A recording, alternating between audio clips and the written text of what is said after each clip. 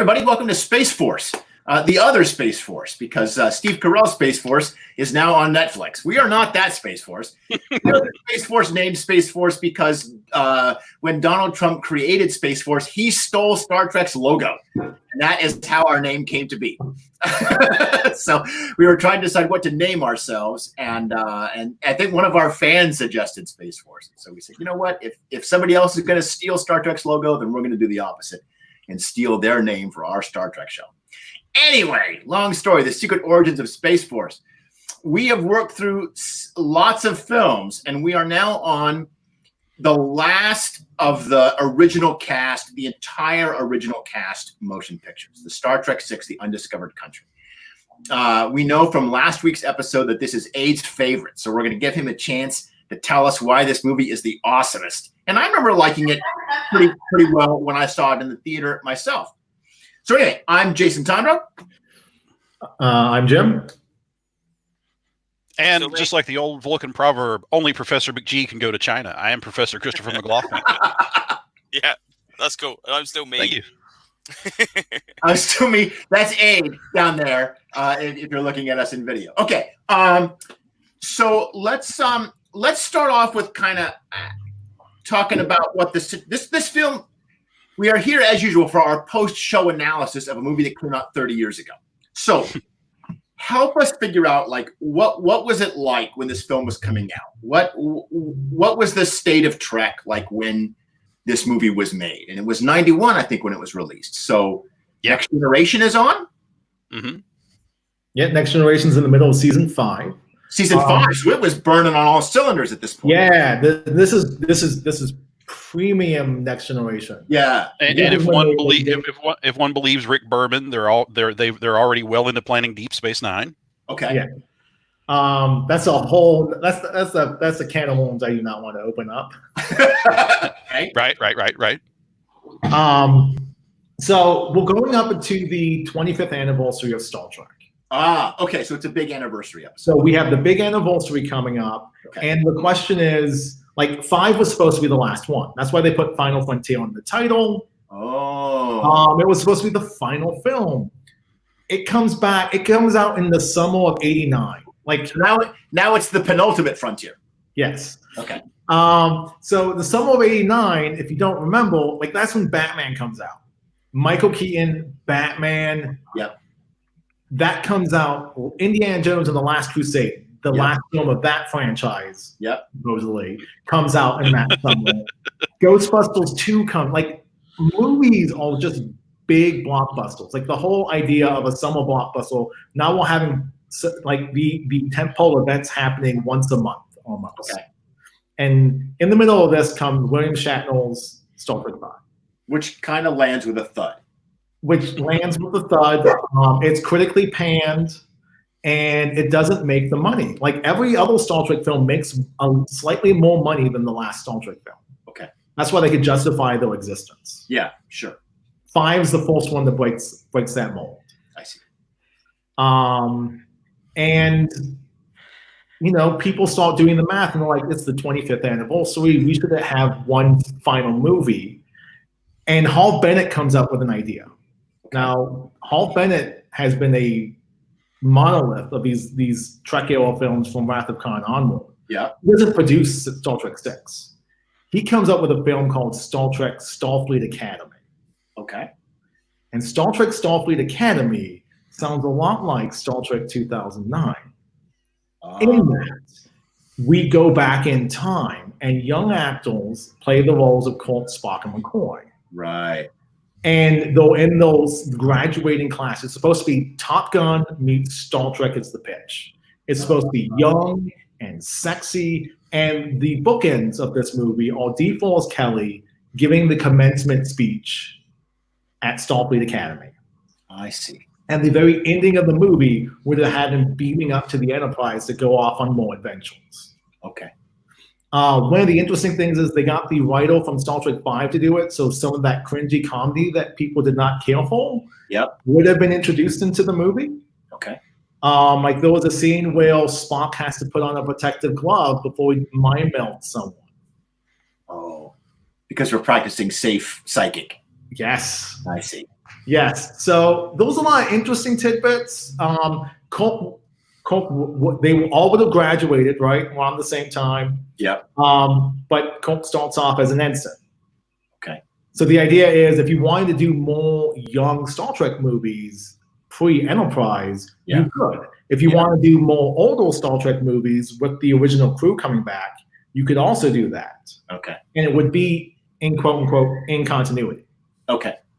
As opposed to the 2009 Trek, which we'll get to in a couple episodes, right? Yeah. He comes out with this script, and the bigwigs are like, no, it's the 25th anniversary. People are going to want Shatner and Nimoy. And I can see the argument there. Yeah. And so Hal Bennett takes his ball, and now with his newly minted status in the Producers Guild of America, he goes home. Okay. And that sort of like ends there. And then Leonard Nimoy, because nature upholds a vacuum, Leonard Nimoy inherits that role. I see. So Leonard Nimoy and Nick Miles has a pretty strong relationship in Wrath of Khan. Okay. They have a strong relationship going through Star Trek 4 because Nick Miles does the screenplay. And now they're in Star Trek 6 territory. Okay. And the roles have changed. And they're still trying to operate under the Hal Bennett system where the producer is king and the director is secondary. Oh. And now Mayo is having to direct his boss. Okay. And this is going to cause some problems in the movie. I see. Okay. Specifically, the big problem is when we get to the end of the film and everyone has those sign-off. Yeah. That cost the studio a ton of money because they had to create those graphics. Okay. And then they had to license the autographs from the individual actors. From the individual actors. So there was a licensing fee, and it was just a ginormous expense. Interesting. That's tacked on at the very end of the movie. Yeah. And so Leonard Nimoy wanted it, obviously. It's his last movie that he's going to be here. He's spent 25 years of this franchise, and he's going to put his name on it. He wanted to sign it, sure. Yeah. And Nick Miles is like, no, it's just a movie. I don't want this added expense to my movie. Yeah. So that's one of the things that happens at that time. But in addition, because Leonard Nimoy is in the producer role, he's working with Rick Berman to create at least the idea of cross-pollination between them and Next Generation. Okay. So Next Generation, a few months before Star Trek 6 comes out, Next Generation's Unifications Part 1 and 2 come out in November. Which I remember. I remember watching those and I liked them. It was cool to see Spock on Next Generation. Oh, and it's great. I just watched that one right now, and I'm going to doing the nerve pinch. That was dumb. But other than that, I like Data doing nerve pinch. Like if anyone can do it, fine. Let it be Data. Anyway, so that's the reason why Michael Dorn's Worf shows up in Star Trek 6. Is there's a crossover going on. A couple of plot points are teased in Unification. Spock meets his contact on Romulus at the Kittimore conference. And up to that point, all we known about Kittimore was that it was an attack. So right there, if you're watching along in real time, you hear this Kittimore conference and you're like, I don't know what that is. You're going to see it later in December for Christmas. I gotcha. So those things are sort of shaping up. And that's pretty much what I have for the making of it. Unless anyone else Chris, anything you want to add to all that? I know you mentioned there were some other films that we could have gotten but didn't. Yeah, as I was researching this, one of the fascinating things about it is there were like 3.5 other movies we almost got instead of Undiscovered Country. Jim already touched upon the Academy movie, and one of the things I did was I realized that I've never actually seen the script, so I went into the bowels of internet hell. That's right, I went to an Ain't It Cool News post, and and read something from the only guy I know that's actually read the script, and I was surprised how the positive reaction to it. Okay. Walter Koenig pitched his own script called In Flanders Fields, and it would have been about a collapsing Romulan empire and everybody except Spock being put out to pasture just as the Federation agrees to help the collapsing Romulan empire, which creates a power imbalance that leads to war with the Klingons. And I'm like, whoa, the Federation helps out a collapsing Romulan empire? So it's something that shows up later in Picard. Yeah, that sounds familiar, doesn't it? Yeah, I thought that was kind of interesting. And Spock in the new Enterprise crew goes missing in the middle of this war. So there are no available ships to look for them because of war. So it's Kirk and the rest of them in an old scout ship going to look for Spock in the Enterprise. And do you do spoiler alert on a 30-year-old movie that never got made? Spoiler alert, everybody! Please carry on. But the main reason the main reason I think it never got made is the film ends kind of like The Wild Bunch. It's like everybody except Spock and McCoy gets violently gunned down. And the farewell to the original crew would have been Spock taking an absolutely broken and crying McCoy back to the Enterprise. Wow. Then you might as well put your signatures on the screen because you might as well put the signatures on the screen because I think everybody in the theater is going to be like, "What? Killed everybody! What is this?" That sounds like a very Blake 7 ending.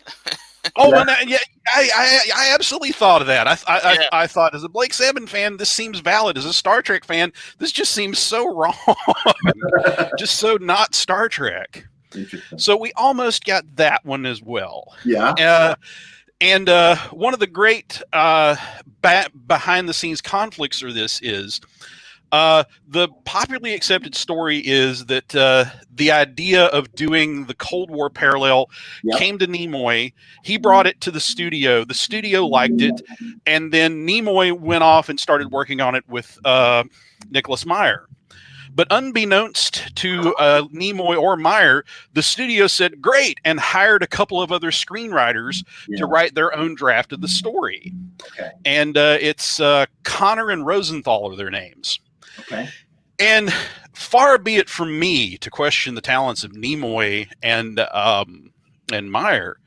But, I got to admit, the Rosenthal draft is kind of interesting. Okay. Now, even Rosenthal himself admits the main reason they threw out a lot of what he created was budget reasons. Sure. But, like, for instance, in the Rosenthal draft, the payoff for the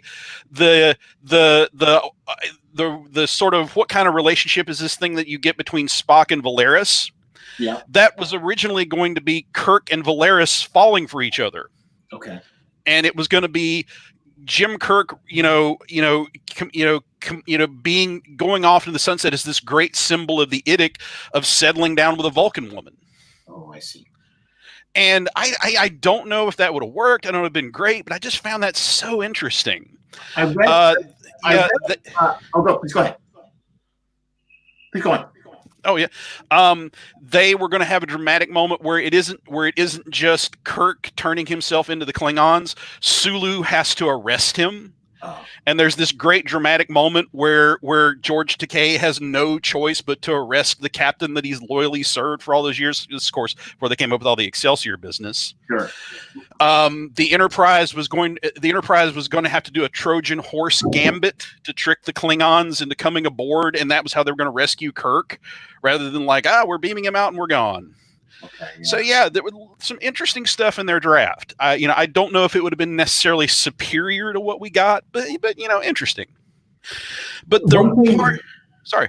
One thing that you're talking about reminds me of is those are versions of the draft where everyone has broken up of the main command crew, and they have to spend like 20 pages building the team.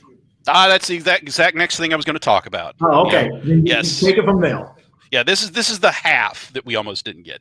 Yes, one of the things that definitely got lost for budget reasons is it was going to open with a long assembling the team scene that Nick Meyer just absolutely adores. And I read a more recent interview with him, and all these years he's still sorry that they lost it. And it was going to be like, they were going to call Kirk back to duty, and they were going to go to Kirk's bachelor pad. They were going to catch him in the middle of what was it they used to say back in the day, trading secrets with Carol Marcus, because the two of them have reconciled. Right. Yeah, and he's being called back to duty, and she doesn't want him to go. And they apparently were going to give him a line like, "I'm retired. You don't believe me? Check my pension." Nice. Yeah, they were going to find Scotty giving a lecture to a bunch of Starfleet cadets on Klingon technology in front of the bird of prey that they fished out of San Francisco Bay. Yeah. Chekhov was going to be losing a chess game, and Kirk was going to explain to him why he was losing. He said, "Never play chess with a full Beta Z." Okay, so there's another or Betazoid, yeah. And of course, in best Star Trek tradition, he was going to go, "I was robbed." Yeah, so it would have been expensive as hell, but it would have given the B team some more character moments. Yeah. And apparently, not only was Meyer sad to lose it, apparently Walter Koenig was furious. No. He admits that he was just furious throughout the making of this movie, because he said, "I'm stuck playing this character that hasn't changed in the slightest in 25 years. Yeah. There's no point in any of us being here. There was no point in me doing any of this as far as like this character having any real point." And it's so funny because he claims he really enjoyed working on Star Trek V because Shatner was so nice to him. Okay. And it's just so funny giving Koenig's mixed feelings about Shatner, that he was having a great time on Star Trek V, which is the most reviled of the original movies, yeah. And he's on Star Trek VI, one of the more loved ones, in a total snit. Right. All right. So this film finally comes out. It does pretty well. Yes. Financially, success. Yes. Not enough for them to consider. Not enough to make them reconsider putting them all out to pasture. But yes, it makes money. All right. So, it sort of redeems Star Trek V, right? Yeah. Like it comes out and it makes enough money to cover its own cost and whatever losses they made up on 5. And it really solidifies the even ones are all the good ones trope, right? Which we can say that with 2 and 4, but once we get 3, 2, 4, 6 in a row, then it's a meme. Or more to the point, the ones you call in Nick Meyer are good. Who would have guessed, right? All right, so Abe, you mentioned last week this is one of your favorite Star Trek films, maybe even your favorite Star Trek film. So I liked it, but tell me why you love this movie. Okay, so the one reason, after seeing obviously Star Trek 4, which again I mentioned during Star Trek 4, it's science fiction, but it's modern day, so therefore it's like where all the spaceships, the aliens are shooting. Yeah, it's all whales. And then we get Star Trek 5, which is effectively taxi cab along the across the galaxy. So Star Trek 6 comes along. So Star Trek 6 does something different. Star Trek 6 tries to do a murder mystery plot on board the Enterprise, which again is something that's not been done before on the movies. So that's quite cool. Yeah. The things that I do like about it more than anything else is it's McCoy and Kirk that are separated from everybody else, rather than Spock and Kirk, which is always the go-to thing for every other show, every other movie. And that was really cool because you got to see a lot more character stuff between those. You got to see more stuff at the beginning of Star Trek 5 with the 3, but just those two alone, pretty unique. Yeah, DeForest Kelley gets some pretty good screen time in this film, and when he's trying to save Gorkon's life, I mean, in many ways that seems incredibly cliched, right? Like you have to have a doctor on top of the patient banging their heart with their fist. It's like it's just ripped right out of a trope book. But on the other hand, it's played as very serious. Like the other Klingons, including Gorkon's daughter, can see that McCoy is really trying to save this guy, and it makes them question their own anger and desire for revenge. They're like, they've already kind of assumed that Kirk and McCoy are guilty, but McCoy convinces them that he's trying to save him, and it's well played. Yeah. So that's character stuff that McCoy is good. And McCoy is one of my favorite characters anyway, so it's quite good to see him get screen time. I like Valeris as a character. Again, one of the problem being is it's one of those things similar with Hawk in Next Generation movie and the other people. It's like who's going to be the person that did it? I mean, it could be the new guy. Yeah, that's the one drawback. That is the one drawback of it. If they've managed to introduce a character previously and stuff like that, I mean, that's why the actual kind of the architects behind it being the admiral we've previously seen in another film. That's really cool because it's oh my god, they've actually brought the character back. That's nice.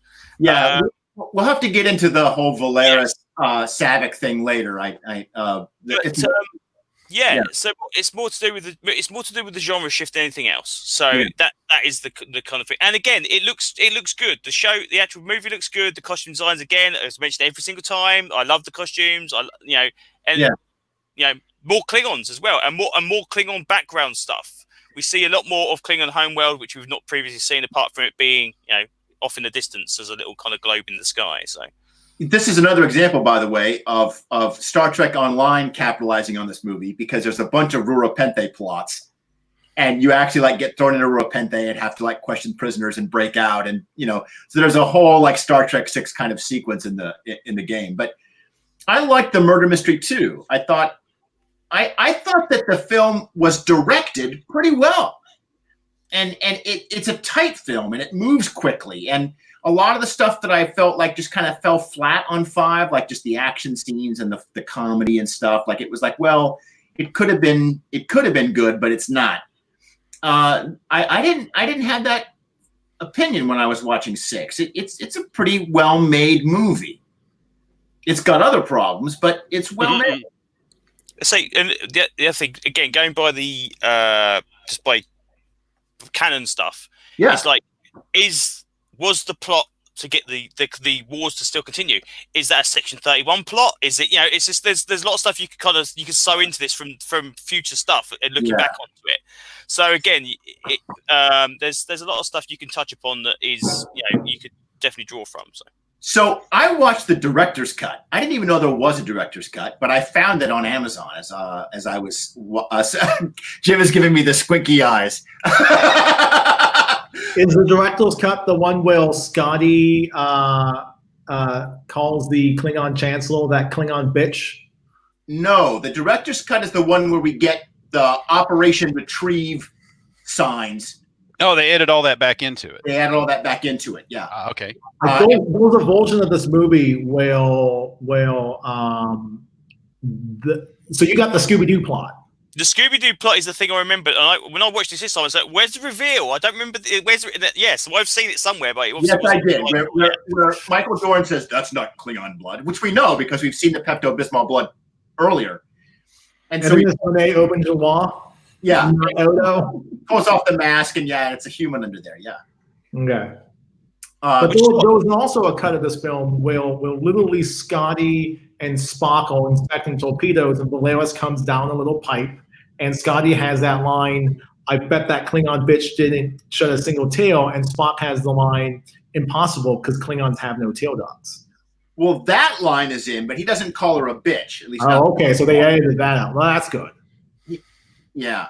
But what I loved about is I start watching it, and the credits, the character names and the movie name is in pink. And what you don't realize until you're halfway through the movie is that's Klingon blood color. The title credits are in the color of Klingon blood, which of course we don't get to, Anyway, so Jim, you've written about this movie, and I remember reading this essay from you, which I thought you had written on Facebook, but maybe you had written on some other venue where you talked about kind of the racial politics of the film. And we're here recording this podcast about a 30-year-old movie when the country is convulsing. Yes. So I'm very aware of all that going on. But I would wonder if you would maybe unpack and sort of tell us about your thoughts on this. And if I don't think if we can, there's no link to this essay, so you're going to have to kind of summarize it for us. There was a link to the archive that captured the essay, so we can't post that in the chat. But tell us your thoughts about the sort of racial politics of this movie and why it seems so kind of non-Star Trek, frankly. So in a nutshell, yeah, and I'm going to be brief because it's a several thousand word essay. Yeah. I'm going to be brief. This movie engages in the practice of othering. Yeah. Of othering the Klingons, and specifically having black actors be racist by having them practicing the othering the most. Yeah. So Brock Peters, Tom Robinson from To Kill a Mockingbird. Yes. He has a racist rant at the very top of the movie. This is is he called them the trash of the galaxy? Yes. Yeah. And the opportunity here is to bring them to their knees, and then we'll be in a far better position to dictate terms. Like that's the scene, and that takes him 14 takes to film that scene, because the words he was saying was so antithetical to him as a human being. Yeah. Then there's everyone on the so there was a line in this film where Chancellor Gokhan says, all generations are going to have the hardest time living in this new world, right? It's one of those tips of the hat to the next generation. He actually uses the phrase "brave new world," which is a Shakespeare quote. It's that phrase comes from Tempest, and later on in this show, the Shakespeare guy is going to go off on the Shakespeare in this movie. But carry on, Jim. So those that aspect, but then everyone in the crew. Everyone that we've watched, except for Spock, everyone that we've watched, and Spock has his own problem. Yeah. Everyone in the crew starts exhibiting racist tendencies. Yeah. Now, we buy into the idea that maybe Kirk is a racist because they killed his son. Like, they give him an explanation. Now, I want to hold on, pause for a second, because he wasn't like this in the original series, right? No. Like, I remember him laughing alongside the Klingon commander in, what was it, Day of the Dove? Yep. Like, okay, the Klingons are our enemy, but we can work together to solve common problems. And that's always that's Star Trek's thing. Like, the nice thing about having 50 plus years of Trek is that we've now seen it where our enemies of today become our friends of tomorrow. Yeah. Like, Worf exemplifies that in Next Generation. 7 and 9 exemplifies that with the Borg. Garrick empathizes that with the Cardassians. Like, we're allowed to see other perspectives and include them into us. What we see in the movies is after Khan is such a great villain, and they sort of make him out to be Kirk's nemesis, even though it was Thursday for Kirk, right? Like, it was just Space Seed. But for Khan, it was the arch enemy. But then after he's dead, they have to try to make a new villain for him. And at first it's just, Christopher Lloyd's commander, but it becomes that Klingon bastard killed my son. And so now I hate all Klingons. And but the thing about Star Trek 3, what does Kirk do? At the very end of that movie, he gives him his hand. The man who ordered Kirk's son's death, he has that moment. Yes, he does say the word Klingon bastards way too many times on the bridge, as Abe pointed out when we were talking about that film. But at the very end of the movie, when they're both facing certain death, he reaches out his hand. And the Klingon arrogance that winds up being Kirk's undoing. Yeah. Like, he wants to kill him no matter, if he dies, fine, but he's going to kill Kirk. Yeah. And that's what pushes him to kick Kirk into the fire pits, right? Right. Yeah, I've had enough of you, that business. So, I understand that they wanted to give Kirk an arc in this movie. They wanted to take him from one place to another place. That's well and good, because they do explain it in the film. My difficulties with the other characters is we have people just spouting casual racist lines. Yeah, there's the two guys that Valeris gets to do the act where they're like, they all look alike, and have you figured out, have you seen what they smell like? Like, there's kind of obvious racist lines. And those other lines, like Nichelle Nichols was supposed to say after they beam them away, instead of commenting on, did you see how they eat?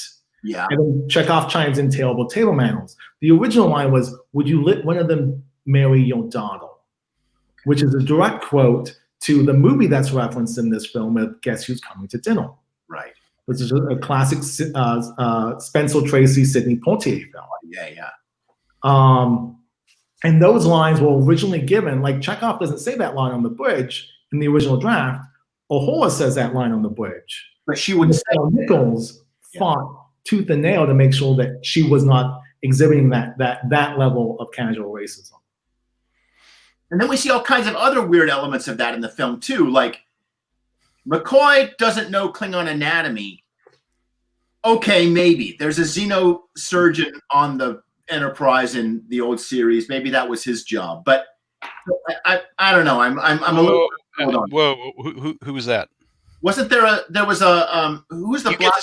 You can see Dr. Mbinga, who interned in a Vulcan ward. Yeah, that's it, Dr. Mbinga. Yeah. I think you're getting your track mixed up with your Babylon 5 because Stephen Franklin is the xenobiologist. Oh, okay. No, yeah, that's like the first time I heard the term xenobiologist was with Babylon 5. I was thinking of Dr. Mbinga, but thank you for the critique. But playing Uhura for laughs, trying to figure out Klingon on the spot with a bunch of books in front of her. That was pretty lame. Well, that's weird. Maybe we should save the comedy and stuff for later because I got a whole thing. Right, listen, can I throw something out before we completely leave this? Yeah. This yeah. Okay. All right. Now, I'm playing. Even though the Klingons have no devil, I'm going to play the devil's advocate here. Okay. Now, I freely acknowledge that a lot of that is really heavy-handed and unnecessary. Yeah. For MST3 creator Joel Hodgson once said, if it bends, it's funny. If it breaks, it's not. Well, the whole casual racism thing breaks and breaks and breaks. It's just a little would have gone a lot farther away. Okay. So I acknowledge it doesn't work dramatically. But let me throw this out to you. Now that we've seen season 1 of Discovery, and we have seen how within a generation of Star Trek VI, that the Klingons pretty much almost gleefully exterminated the entire Federation. Sure. Does it make the hard feelings against the Klingons seem a little more plausible, even if they don't work dramatically, and people I understand find that distasteful? But does it not make a little more sense after season 1 of Discovery? The movie is saved by a 30-year later retcon. Well, yes. Well, I'm not. Oh, no. I'm not saying it saves it. I'm just saying, is that bitter pill slightly less bitter once you have it in your head that, oh yeah, less than a generation ago, when the Klingons had their chance, they were gleefully going to exterminate the Federation. Well, and they were fucking glad. I do respect. I do. Jim, go ahead. So this is totally this is a problem I have with Discovery. Okay. So one of the problems I have with Discovery is the way they solved the Discovery plot is that they put a bomb on the planet of Kronos. Yeah. And I always thought it would be better is if they put the bomb on Praxis. Because who's the one instigating the plot?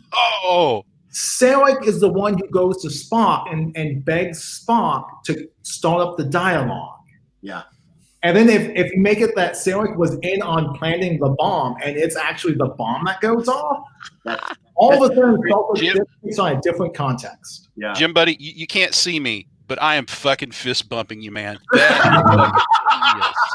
That is fucking genius. Take my invisible fist bump, my friend. That is fucking genius. All right, sorry, Jason. I was going to say, the thing about the Klingons is as I mentioned in our notes, the Klingons originally seemed to be the Star Trek Lord of the Rings orcs. These are the orcs. They're the bad guys because they're bad. Okay, that's it. So now we're starting seeing that Next Generation is starting to fill in some of the holes. It's like, okay, now we've got a situation where they've actually got personality. They've actually got culture. Rather than just being the looming bad guy in the thing, they're always going to be bad no matter what we do. Now, earlier movies, Star Trek 4, Star Trek 5, like I mentioned in the one where they're trying to rescue the things, the Klingon just goes, yeah, let's go and screw with Kirk just for the sake of it. And you think, well, he's an arse. This Klingon is an arse again, but it doesn't necessarily mean the Klingon Empire as a whole is that kind of thing. But obviously, we've seen that their warrior culture seems to suggest that literally we need to fight stuff to justify our existence. Okay, which again, going back to role-playing games and stuff, that's very similar to the Aslan in the Traveller role-playing system. They have a thing where their second sons go out and fight, and if they fight and dominate stuff, they will get land. Therefore, they can justify themselves. We've got land, therefore we're brilliant. Klingons are very similar to this.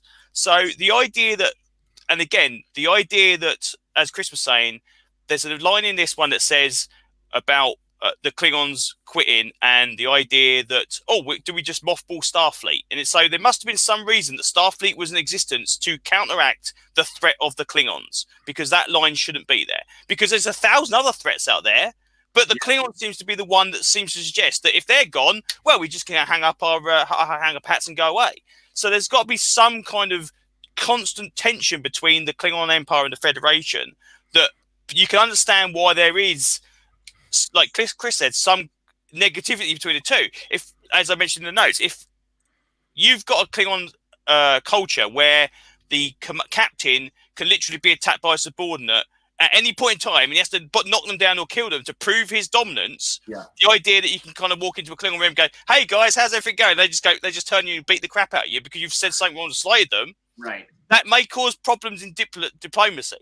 Yeah. Now, but the funny thing is about this is the Chancellor we have in Star Trek 6 has all of this kind of idea of peacemaking before. It's not his daughter that says, okay, now it's time to become peaceful because of the death of my father. He's already instigated it. So somehow along the ascension of that character, they've decided to elect the Chancellor, which has a peaceful outcome in his mind. In fact, at least in the version I watched, there's a line about that where his daughter is talking to everybody at Camp Kittimer. She's up in front of the pedestal. She's at the podium. And she says, if Praxis had not blown up, my father's idealism might never have had a way to express itself. Yeah. So he always felt this way. Yeah. Yeah. Does this mean the Chancellor was in existence before Praxis exploded, or is it something that happened and he was brought in because of the Praxis explosion? Okay, we need a new Chancellor because the other guy is going to just declare war and everything he sees. This guy may actually get peace, So we don't see anything of that. So that's quite interesting. But again, we're talking like a 70-year. Effectively a 70-year conflict between the Federation and the Klingons. So you can kind of understand why someone's going to get annoyed about it. You see it with the Cardassians, obviously, in DS9. Yeah. And even with, oh my God, I've gone completely blank. Chief O'Brien. Chief O'Brien has, racist names for Cardassians and obviously, doesn't trust them. So conflict is going to kind of turn people off of other people. You can understand it in one way, and obviously the other thing is this is fiction. So we cannot delve into every single minutiae of Klingon culture and compare it to human culture because they are technically supposed to be alien. So I think for Nichols and for what was the name of the admiral? Is it Brock? Yeah, Admiral Colin. Yeah. Sorry. I think for those actors, though, it was especially like having black actors quote lines from a famous movie in which white people make racist lines about black Americans. Yeah, and this is the thing. I read Jim's thing before this. I watched this again. Because again, I didn't see any. I've seen this. I've not, same as everything else. I've literally bought some Blu-ray since we started doing this, so I've not seen this in a good long time. Yeah. So now going back and seeing all those kind of real world quotes added into Star Trek is so jarring because it's just like you're supposed to be in the 23rd century. Why are you referencing stuff from nowadays? And it's literally to try and drive the story home to the audience as such. Okay. Well, the people that say these have been picked on purpose to say them to make it the most jarring, obviously. Now, this is going to align us into one of the major sort of themes of this movie, which is appropriation of culture, right? And we see it all over. We see why are they quoting this movie that came out in the came out in the 60s? Why are they doing that? But this movie is filled with groups quoting other groups and trying to make it their own, right? And the first obvious version is when Spock says the Vulcan expression, only Nixon could go to China, right? And since we have a political science professor in the room, I could ask you to go on about Nixon in China, Chris, but for the sake of our calendar time, I'm going to not. But what did you think when you heard that? That actually gave me, when I went and saw it in the theater in 1991 with Awesome Wife, back when she was Awesome Girlfriend. Yeah. Yeah, we just started dating earlier that year, so I have a very clear memory of this film. Good. I remember thinking like, oh my God, that's a funny line. That's actually funny. Okay. Is it possible that we won't get the really horribly bad forced comedy about the crew being buffoons in this movie? Yeah. Ultimate answer: no, we would not get that lucky. But that was one of the few things that I actually thought was funny. Yeah. And it clearly Spock is not serious. I mean, he's making a joke in Spock's way. Like, it's not actually a Vulcan phrase. Nixon was not actually a Vulcan, right? Well, it's one of the clearest signs that Spock is finally at peace with who he is. Right. He is still very much a Vulcan, but he's making a joke, and he's making oh God, it sounds like a Larry Blamire line, but he's making an Earth joke. Yeah. And we get that again when he's talking to Valeris, when he says like logic is the beginning of wisdom, not the end. Okay, that is a line, that is Spock's arc right there, right? Yeah. And I appreciated that. But then, okay, so before I get into the Shakespeare business, does anybody else want to talk about this appropriation shit? Because I'm going to go off. Well, I have one big thought about this movie, and I'd like to get it out whenever you feel. Okay. All right. I've always had one overriding thought about this film, and it's part one is Gene Roddenberry's character arc. 2 through 4 are all basically Spock stories. 5 you would think would be the Kirk movie, given that it's the story and half the screenplay and the direction is William Shatner. But 5 to me is basically William Shatner still doesn't know if there's a God or not. Yeah. I mean, it's a William Shatner movie and not a Kirk movie. Right. 6 is the most Kirk movie of all. Okay, now you can certainly make an argument for number 2 and the stuff about Kirk embracing his age. I would totally accept that. Yeah. But the 6th movie, not only in addition to being the last one with all the original cast, it is the completion of the 25-year Kirk arc. Right. Because you think about the very first episode that was broadcast. Is one with the salt vampire Man Trap. Okay. And there's an alien killing Kirk's crew. It's the last of its kind, and Kirk just busts Kirk goes off on it like it owes him money. and basically, the end of the episode is him telling DeForest Kelley to bust a cap in its ass.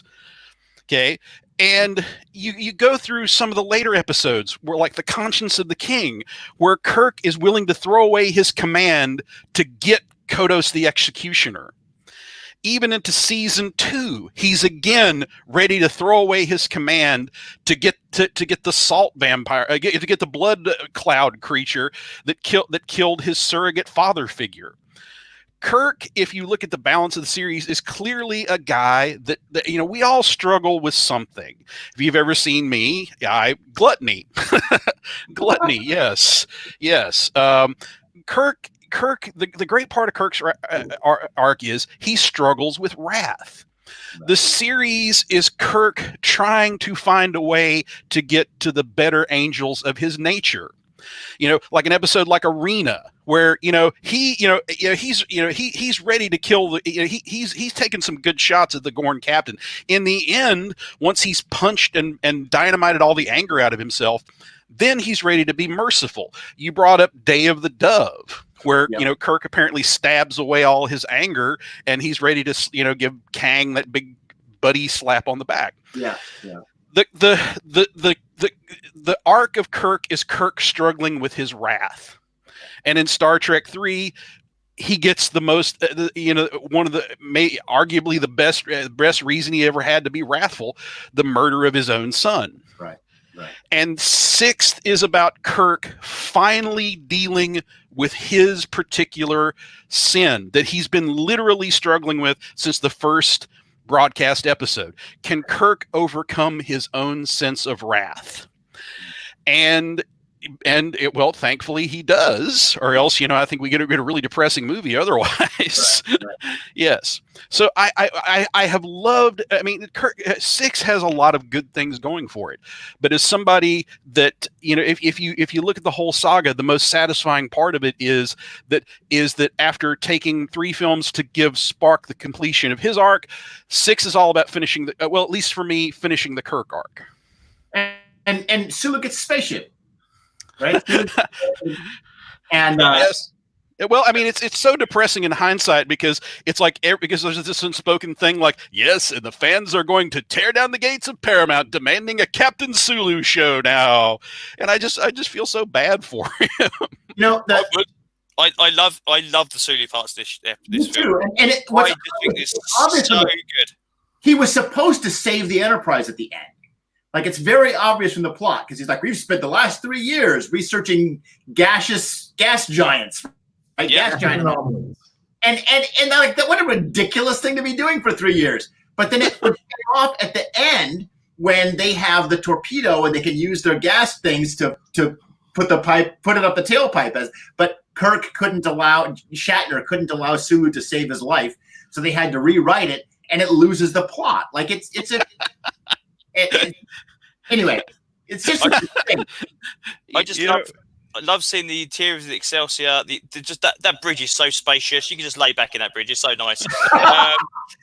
But yeah, I love Sulu, and Sulu's another one of my favorite characters. So the idea he actually gets a ship, and you actually see him be competent as well, rather than being, oh my god, Kirk's better than I am and running around like a flustered chicken. He's that is land on that bridge, isn't it? Yeah. And the best bit where they say about the when they get to practice and they say, "Oh, do we report this in?" And you go, "Oh, you're joking?" It's just so cool. Nice. Jim, any thoughts on all of this appropriation stuff from the film? The way that various groups are taking everybody else's language and. So one of the touchstones, I read Nicholas Miles' book, View from the Bridge, where he talks mostly about his time with Star Trek, but he also talks about directing other movies. Okay. And I think this is gonna dovetail with what you want to get to, because I can see you have your axe and you're ready to go. You're ready to go. And I have comments on the literary canon use in this film too, like the Sherlock Holmes thing. Well, Sherlock Holmes and then Peter Pan, and I've got issues. They're going to be different from yours because I'm not as well read in Shakespeare as yours. Tell us your issues, because I'm saving Shakespeare for the end. All right. Well, my issues.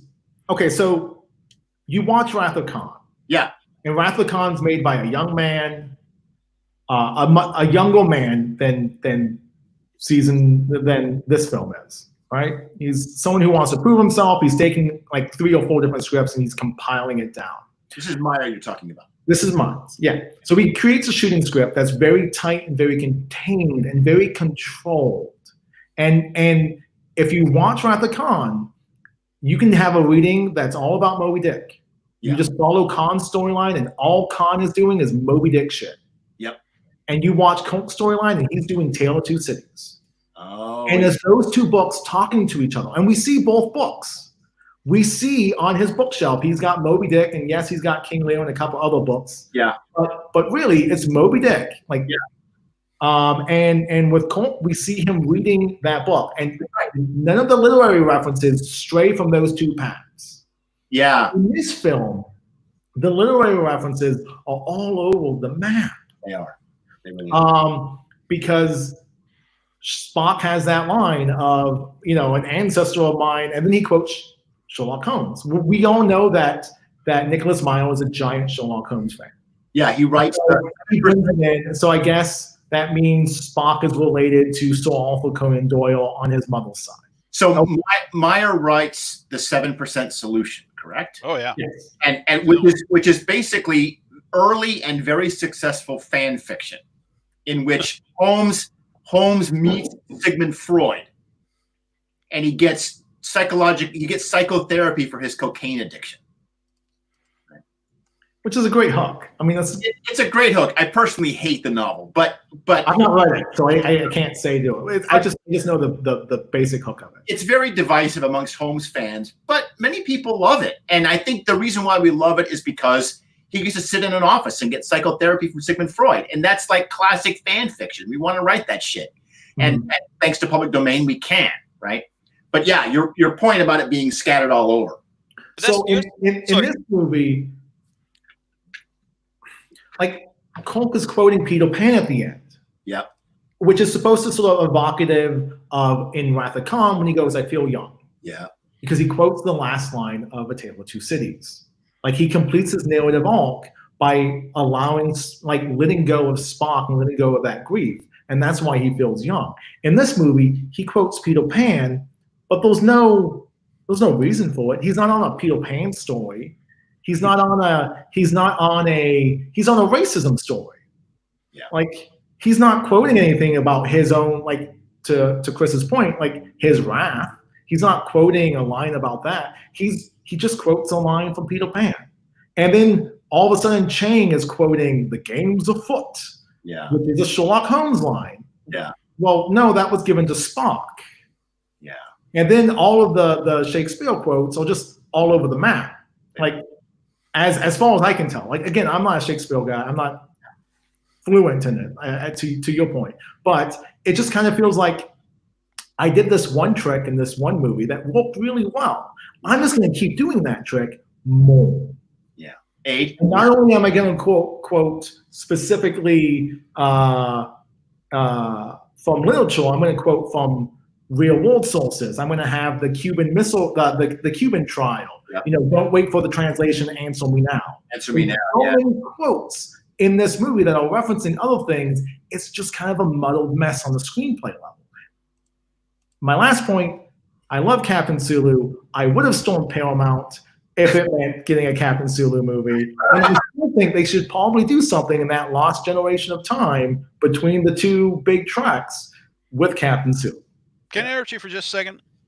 Go The "Don't wait for the translation" is actually Adlai Stevenson at the UN during the Cuban Missile Crisis. That actually does work since the movie has a Cold War theme to it as well. Yeah, I thought it was the Cuban Missile Crisis. I think I got confused with just keep going. 8, you had something you wanted to add? Yeah, it's like the weird thing is to me, seeing this before I knew any of this kind of political stuff that's being referenced, all this kind of stuff, it just made Spock look like, what the hell are you talking about? That's Sherlock Holmes. Why are you pretending Sherlock Holmes is a Vulcan? This is just like horseshit. So I don't understand why they gave that. Why did it just say to quote Sherlock Holmes or something like that? It just seems such a weird thing to keep saying. Oh yes, if one of my fellow Vulcans. No, you're not quoting a Vulcan. You're quoting bloody Sherlock Holmes. Say you're quoting Sherlock Holmes and move on. It's such a weird thing of doing stuff. But yeah. Anyway. I wonder if Meyer is a Woe Newton. For those watchers who don't know what I'm talking about, the Woe Newton universe is this. Now, of course, I'm blanking on the author. I can't believe it. Philip Jose Farmer. Philip Jose Farmer's notion that this asteroid crashes into a little English hamlet, and a bunch of important heroic characters from fiction are there, and all other fictional heroes, basically from the rest of time, are descended, and also backwards in time because there's time travel involved, are all related to those people. And that's how, so that Spock is in fact related not to Doyle, but to Sherlock Holmes, who is a real person in the Woe Newton universe. And I wonder if Meyer is a fan, a devotee. But so I spent way too many years reading Shakespeare for a living. And I remember watching this film when it came out. I was nowhere near any of that. I was just I think I was managing a bookstore in Vegas when this movie came out. But there's a bunch of things going on with the Shakespeare in this film. And Chris mentioned before the show that a lot of people just really hate the Shakespeare bits. And honestly, I don't blame you, because as Jim pointed out, they make no goddamn sense. Like, they are from all over the corpus. They don't reinforce any particular theme.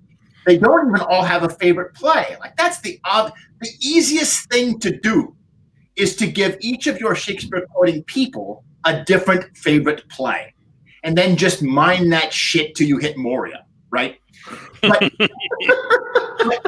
but these guys, they don't do that. They instead, it's just like a greatest hits, like it's all of these different 3-word phrases or half of a line drawn from all of these different plays that are just lines people will recognize that we're going to give to these characters, which I guess tells the audience that these people are smart.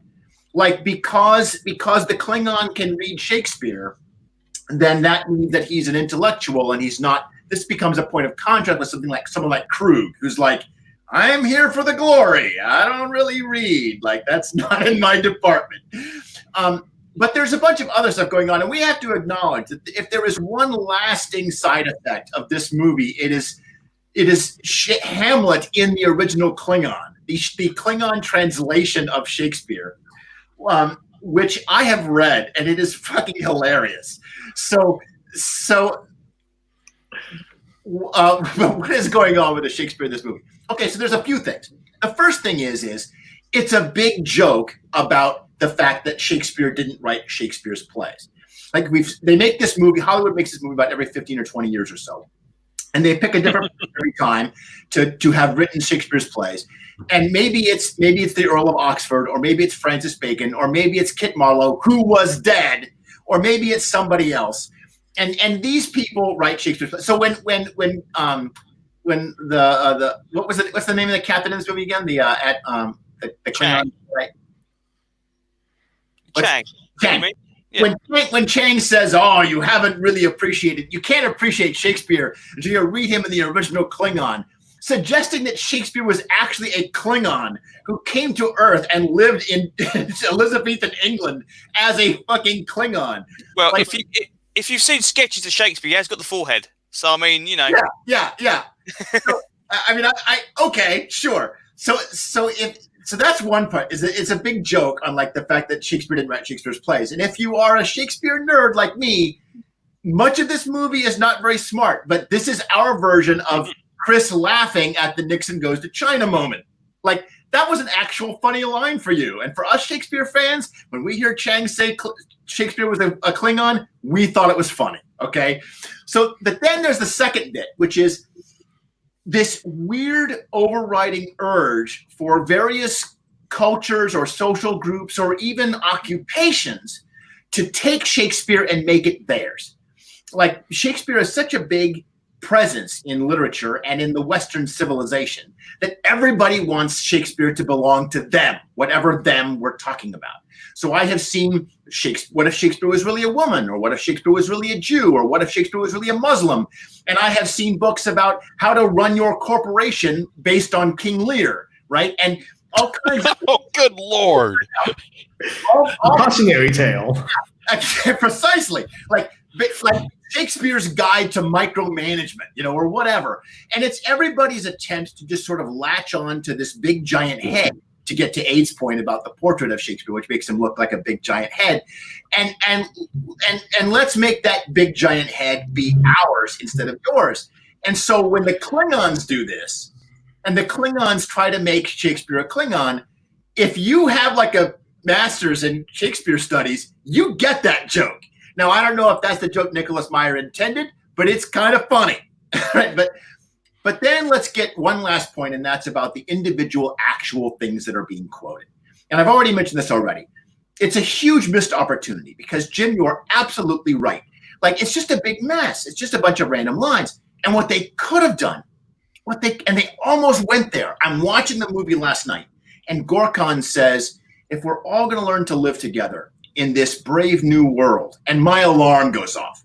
Because that phrase, Brave New World, although we associate it with a science fiction film, is actually a line from The Tempest. And The Tempest is a movie about a guy who has every reason to hate his brother and all these other people, and he lures them to his island, and he has them in his power, and then he forgives them. He forgives them. And the end of the play is Prospero, one of the great characters of Shakespeare, because he's one of the few characters that Shakespeare actually invents from scratch, right? Out of 40 plays, 38 of them are copied from, the other sources. But there's 2 that are original. There's Midsummer and there's Tempest. And at the end of Tempest, Prospero comes out, and without breaking character, still as Prospero, asks the audience to release him from his life of vengeance and hatred. And this movie could have been so great. If it had played The Tempest the way that 2 plays Moby Dick and Tale of Two Cities, if Gorkon had been that sort of character foreshadowing this notion of we need to learn to forgive our enemies, and we can build a better world, a world for the next generation. Because The Tempest is also a movie about old people saying, you know what, like the world, I've had my shot. It's time for the next generation of people to take over, and they're going to be better than us. They're going to be smarter. They're going to be fairer. They're going to be more honorable, more truthful, more good, and it's going to be a better world. Because we are no longer running it. Because my generation is no longer running it. And this is a movie about handing off to the next generation. It's a movie about forgiving your enemies. And The Tempest is never quoted again in this film. And it's, I take that back. I think Chang has like one of his like 3-word phrases at some point. Oh, he says, our rebels now are ended, which is a Tempest line. But it's such a uncompleted past. It is a tragically uncompleted past. All right, end of rant. All right, so I want to jump on that bandwagon a little bit. Sure. Hold on, Chris. You want to jump in real fast? I just wanted to throw in something really, really quick that I should have done during the movies we almost got segment, but I just want to throw these in real quick, just because. Yeah. Okay. Talking about Chang, I think it's fairly common knowledge that Nicholas Meyer wrote Chang with Christopher Plummer in mind the whole time. Okay. Yeah. What I found interesting researching this is while he was writing it for Christopher Plummer, the studio wanted Jack Palance. Oh, interesting. And this is the one that made me, as far as anything that I found, made me rethink this movie. Connor and Rosenthal, the guys that wrote the Rogue script that Nimoy didn't know about, they wrote the part of Chang for Sigourney Weaver. Oh, interesting. Yeah, interesting. Jim? I was just given a cold ball that Sigourney Weaver and Klingon makeup, and we're processing Sigourney Weaver. Yeah, so I'm not the only one who would have dug on Shatner facing off with Sigourney Weaver. That'd be pretty great. So I'm thinking about your comment about like you give one person their favorite play. Yeah. And the only other time that Star Trek is heavily referencing Shakespeare is in Next Generation. Yeah. The difference is because he doesn't have a favorite play, we see him constantly reading that book, that giant book of Shakespeare in his office. Yes, right. He sits down in like Cause and Effect, and he's tossing between the pages of that book. Well, you have a television series, so that's the right way to go, right? Where he can. Wait a second. We can't call this the only time that Trek references Shakespeare after The Conscience of the King. No. I'm saying heavily dependent on, to the point. I don't think Conscience of the King works unless you have that Shakespearean subtext. It's not anywhere near as good an episode without the Shakespearean subtext. No, it's not. But and Conscience of the King is my favorite original series episode. What I'm saying is after this point. Okay, after this point, from here forward. I meant to say. All right, fair enough. I mean, after this point, the only other character who is thoroughly quoting Shakespeare all the time is Bacon. Correct. And it's because we have 179 episodes, we see him reading the book, and he tends to stick to one play when he quotes it in an episode. Yeah, right. Like when he goes, like he tends to go to Hamlet. Like Hamlet's his go-to. I remember Data doing a little Henry V. Mm-hmm. Right? In the holodeck. But Picard is directing him, right? Oh. Yeah. So, I was directing him, yeah. I did a lot of research about Chang because I was fortunate enough to start up Chang for the Star Trek Adventures role-playing game. Oh, nice. So I had to go into lots and lots of stuff on StarTrek.com and all this kind of stuff to try and discover exactly what Chang was about, And obviously he has got stats in Shakespeare. because according to StarTrek.com, he apparently uses the study of Shakespeare to try and understand the other cultures of his enemies. Oh, it's a yeah. move from Star Wars, from the Admiral in Yeah. the Star Wars yeah, novel. yes. Yeah. Yeah, that's right. Yeah. Now the weird thing about that is, you magnificent bastard. I read your book. Yeah. But the weird thing about this is I did not realize how many other characters around him actually quote Shakespeare as well. If it was just Chang doing it, that makes more sense. Right. But the idea you've got stuff for Gorkon doing it and other people doing it is just a bit odd when you look at it that way, because it just seems to be like, okay, yeah, summer in Klingon Academy, you get to study Shakespeare, everybody. Okay, this is what you're going to do. Back left is next year, but it's Shakespeare. It's such a weird thing that it is so well known. It kind of only makes sense if Chang honestly believes that Shakespeare was a Klingon. Like, if that's not a joke, if that's something they actually believe, and they all read Hamlet in Klingon, and they believe that it. And this is Star Trek. Let's not presume that we're wrong. Okay. At least to us older folks. Okay, I keep forgetting. I'm the ancient one here. Okay. The source of this joke is back during the Cold War. Yeah. We were told. I have no idea if it was actually true or not. That if you go to museums in the Soviet Union, they've got music. They claim that Lenin invented the airplane, and not the Wright brothers. You'll find no mention of them. Now, I know similar things, something similar that actually did take place in like Ceausescu's Romania, but it was one of the go-to jokes during the Cold War about the Soviets taking credit for things they didn't invent. And you even see that joke carrying over to the original series with Chekhov. Oh, yeah. And some of the lines that he has. Yeah. So to me, it's like, okay, if we're going to totally play up the Cold War allegory, this is their version of the Lenin invented the airplane joke. Okay. That makes sense. Well, guys, we have got. My point. My point is what I want from my fiction is more restraint. Yeah. Yes. So to Chris's point, the Klingons do it, but then Spock does it as a joke about Nixon, and I guess I want less is more. Yeah. Well, If as it a bends, writer, it's funny. If it breaks, it's not. yeah, as a writer, it's and as a person, it's really hard sometimes to realize that because something is funny once, it's not funny 5 times. I said before, the idea that these are references to them that are hundreds of years old is even more bordering. And Okay. plus stuff like that doesn't bother me. But Are we going to talk about Valeris? I know we're hitting the 1 hour point. Oh, you're right. Okay, so we're gonna. You're right, because that the Valeris scene, the whole treatment of Valeris, we haven't even touched on. There's a long, well-known controversy about the fact that originally this part was written for Savick, but Kirstie Alley is not only a big shot on Cheers and too expensive for the movie, but there's some potential self-conscious there that she didn't think that she would look good in the uniform anymore. And there's a lot of debate over that, which we'll let you go to Wikipedia or Memory Alpha to read about. But ultimately, we get Kim Cattrall cast as a new character, Valeris, and she's as Chris noted, she's obviously the traitor because she's the only person on the bridge that's not one of the original cast. No, Aid said that. I have to confess, I totally didn't see her as the traitor. Oh, well, there you go. Okay, but I was with Aid. Like, she's obviously the person that did it. Wouldn't it have been amazing if it was Chekhov? Yeah, you're right. And Koenig would have embraced that. Yeah, Katie would have loved it because, like you say, like he wanted an arc.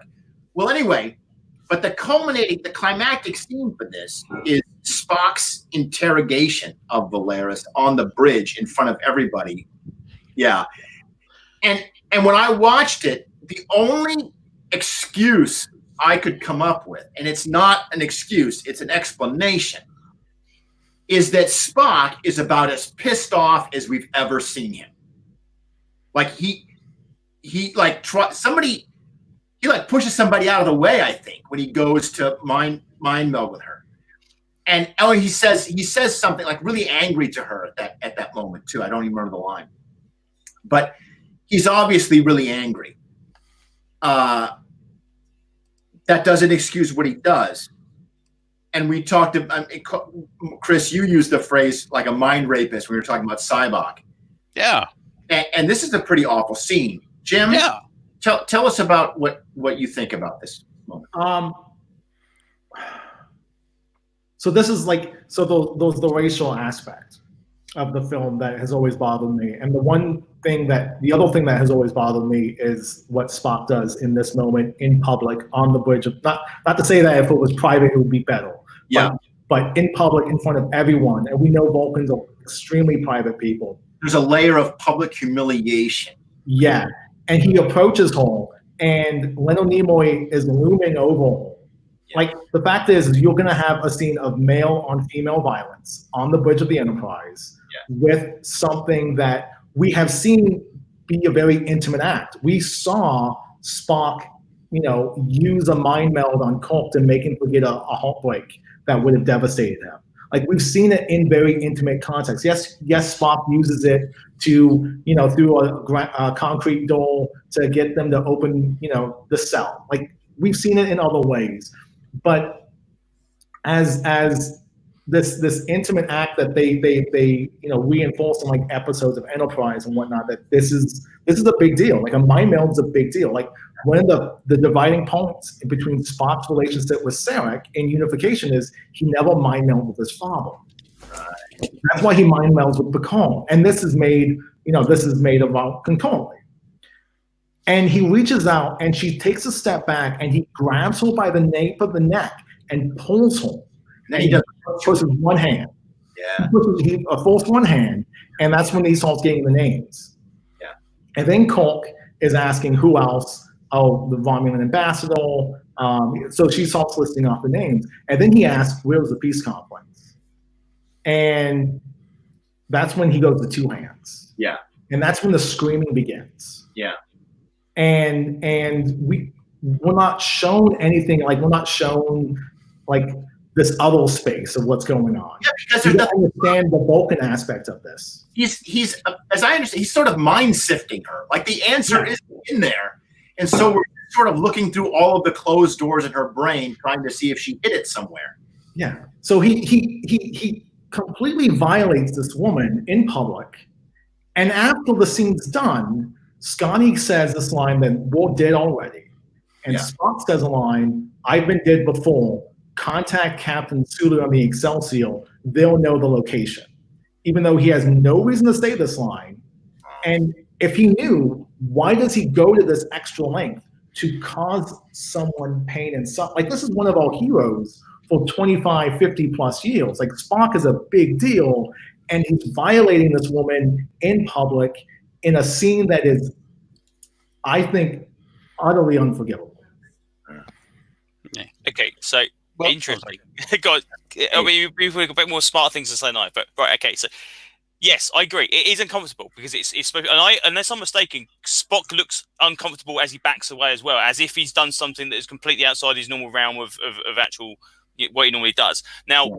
The other thing is theoretically, Valeris has obviously got some psychic powers as well. So there is a possibility that Valeris may actually be trying to put some psychic defenses up, and therefore that is why Spock has to push further than he would do, say, a normal human.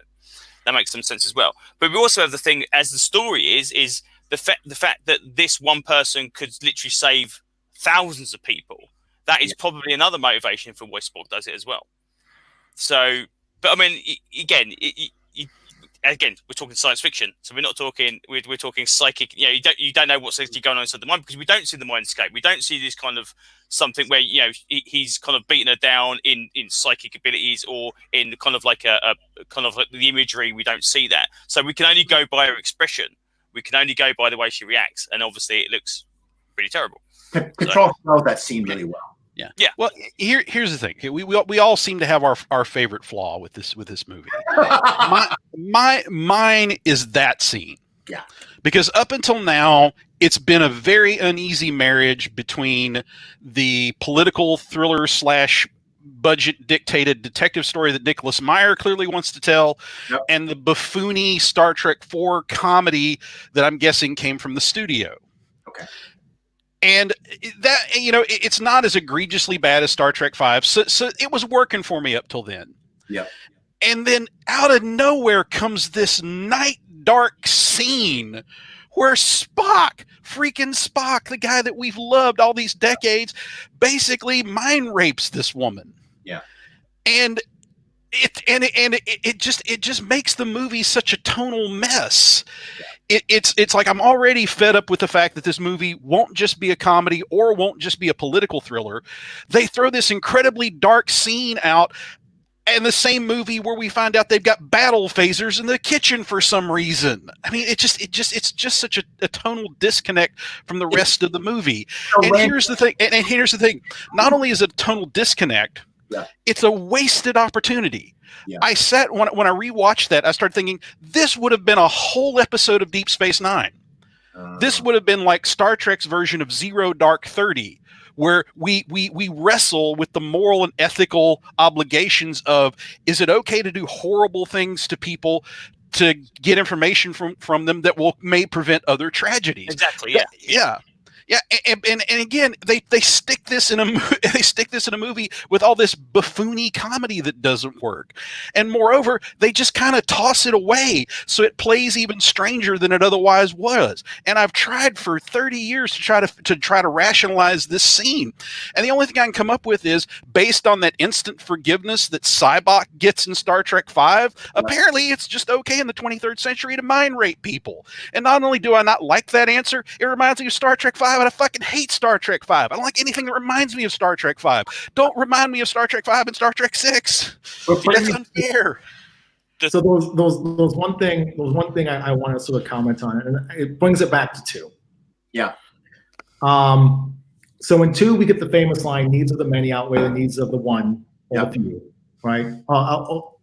So we get that line. Spock says that line a couple times in that film, but every time Spock says it, he's saying it in terms of supporting self-sacrifice. Yes. It's not the authority that enacts it. It is the fact that Spock surrenders control of the Enterprise to Kirk because Kirk needs it, and he's the better captain to lead this mission.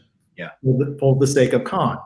He says it again when he decides to go downstairs and enter the radiation contamination suit, right? Like into that complex and die. When you have totalitarian dictatorships and they start saying the needs of the many outweigh the needs of the one, when you have the Kodos the Executioner, that's a bad thing in Star Trek. That is portrayed as a bad thing. And now we have Spock using sort of that thinking that we need to save everyone by stopping this war. We lost. Oh, lost Jim. Oh no! Actually, right at the moment that he was at the climax of his argument, but dude was killing it. Dude was again. The other thing about Valeris is we don't see much of Valeris after that actual event either, and she's literally just kind of led around by her arm. I think for pretty much the entire time after that. So we don't actually see if there's any kind of major repercussions of that. Whether this is something that you recover from, or if this is something that literally shatters your entire ecosystem, you don't know. So it's a weird thing, yeah. The only thing in cinema history I can compare it to is that scene in Tommy Wiseau's The Room when Johnny's girlfriend's mother just goes, "And I have breast cancer," and then they just immediately go in and start talking about something else, and it's never brought up again. It's like, what? Where's this even coming from, and why did you just leave it laying there? No.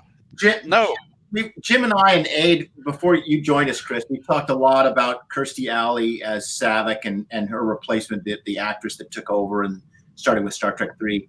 Robin Curtis. Yeah. And we've kind of been building up to this moment when the Saavik plot would have paid off. And Jim made a point to note that, and I'm speaking on his behalf here, that he's glad they didn't use Saavik because it would have ruined her character to have her be the traitor. And I get that. You're right. At the same time, the writing solution should have been Saavik. Like it would have betrayed the character, but I think been a better movie. I'm not saying I would have liked it. I would have hated it because I love Saavik with all the crush that a 14-year-old can have. But I think that creating a new character to fill that role was kind of a result of production scheduling and finances rather than good writing. But I'm relieved that that's what happened. I think it would have been a better movie, but it would have ruined the character, and I'd rather have the character than the movie. Yeah, I see what you're saying from a story point of view, but to me, Kim Cattrall just kills it. I think she is so good in that role. She's a way better actress than either Kirstie Alley or Robin Curtis. I'm just so glad to have her in that movie. As much as I sympathize from a dramatic point of view, from a performance point of view, I'm happy she's there. Yeah, I get what you're saying, and I thought she did a great job, and it's a shame that does somebody know what happened to Valeris after this movie in canon? Did they ever establish? No, not in canon. But again, the weird thing is as well is exactly that kind of thing. There's no further explanation of exactly how far-reaching this plot went. Exactly, is it 5 guys sitting around a table? Is it something like I said before, Section 31? Is this? It's that's the weird thing about it. There's no kind of okay, we've solved it. Okay, well, everything's going back to normal now because we've caught this guy and that guy. It's like, well, is this surely this is being thought up by several people, not just 4 people. The idea you can get Valeris on as a Vulcan, and then we've obviously had the Romulans as well. The Romulan don't even the Romulan gets name checked, but he doesn't actually seem to play a part. But yeah, the Romulan will go along with it as well. That'd be fine. It's a weird thing.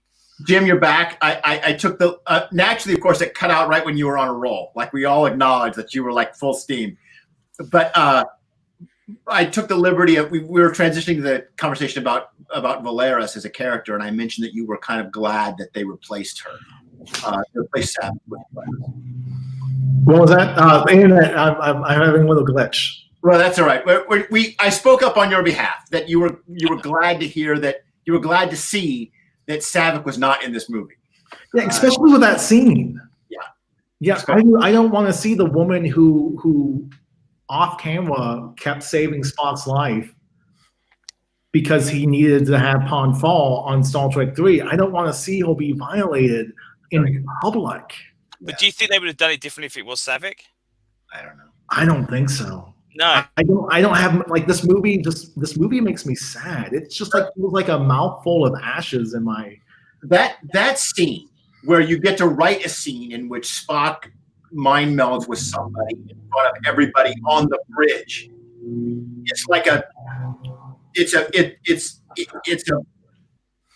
just too tempting for a writer to turn away from. Like it's got it's too glorified. Like you get to do it on the bridge. You get to do this climactic scene on the bridge of the Enterprise, a place that has all of this story. You're right, Chris. It should have been a big debate over what should we do? Can we rationalize this? How do we get this information? And they would have found another way to do it. They would have found a way to get the information without actually mind raping her, right? Like that's what our crew should have done. That would have been an interesting addition to the movie. Now, granted, you would have had to have lost all that buffoonish comedy and, gosh darn it, Christian Slater. But yeah, it makes it a more consistent and stronger film. I loved the thing is when I was watching the movie and I suddenly saw Christian Slater framed in the doorway, I laughed. I thought that was kind of cool. Then I found out that was a Rand scene that he stole, and I will never forgive him. Right? That was supposed to be Rand showing up and talking to Sulu and delivering that message. And I'm like, man, I can't believe you stole of all the people to steal a line from. You stole a line from Janice Rand. How do you sleep at night? That is a shame. That is a shame.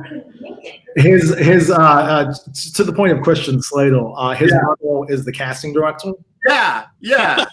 and he was so happy to be in a Star Trek movie. Yeah. That he never cashed in his check.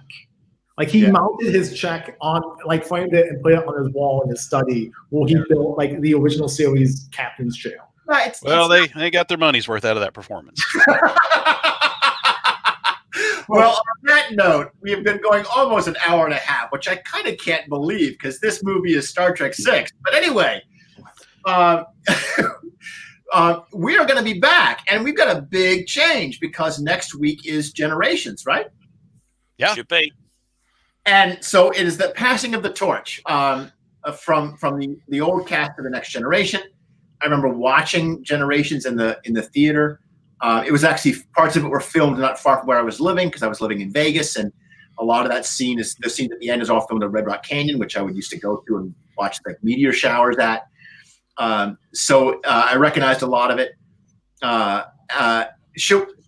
Is this anybody's favorite movie? Like, who loves this movie? No one.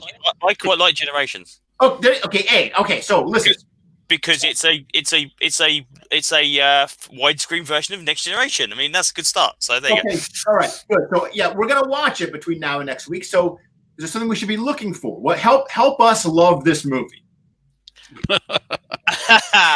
Right. Okay. Now, so the things that I like a bit more than anything else is number one, there is some continuity with using characters like Guinan in it, which is good because we actually get to see more of a backstory. So instead of creating a new character, we get to see something else. We obviously get to see the Enterprise B, which is very, very cool as well.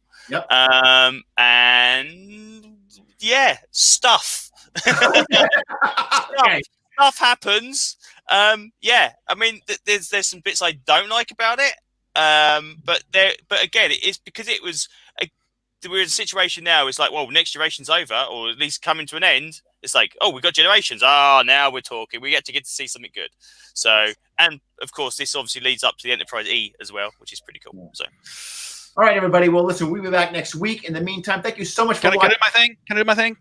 Go. Oh, no, I'm sorry. Yes, I can't believe I forgot. Okay, so Chris, tell us about your project. Yes. Well, we are just hours away from Pride Month here in the United States.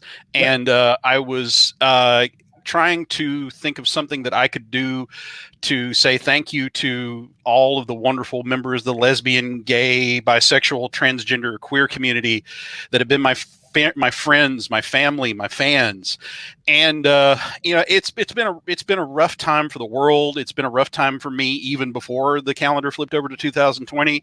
And one of the things that's consistently gotten me through it is what's gotten me through a lot of rough patches in my life, and that's the music of Elton John. So what I have done is to combine those two things. If you go on Facebook and look up Go Show Press, which is my little fly-by-night publishing operation, you'll see our most we'll put a link in the show notes. Thank you. You will see there's a link to where you can donate directly to the Elton John AIDS Foundation, and we're certainly encouraging you to do the same.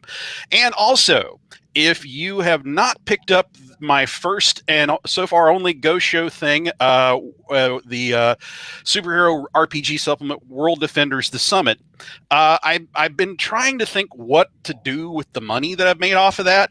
So what I'm going to do is this: at the end of Pride Month, I'm going to donate every penny that I have made off this book to this point to the Elton John AIDS Foundation. So if you would like to make that pile even bigger, if you go and buy a copy of it, whatever part of that money that goes to me will be going to the Elton John AIDS Foundation as a thank you to the community and a thank you to Sir Elton himself. And this is a great team of like UN superheroes that are kind of themed on the Brat Pack, right? Yes. Yeah. Yes. And they're all illustrated by Storm Cook, and oh yes, cool. Yeah. So you can donate money to a good cause and get a bunch of nifty, super hip superheroes. And if you don't want my scribblings, there's a straight donation link. You can just give money to charity, or you can do both. Put that link in our chat comment, and I'll post it into the show notes so we can point people towards it. Thank you very much. I appreciate you letting me mention this. Thank you for what you're doing, Chris. And anybody else work on any projects that you want to talk about right now? All right, we'll save it for next week. We'll be back with Generations. Thanks again, everybody, and stay safe in these quote unquote these uncertain times.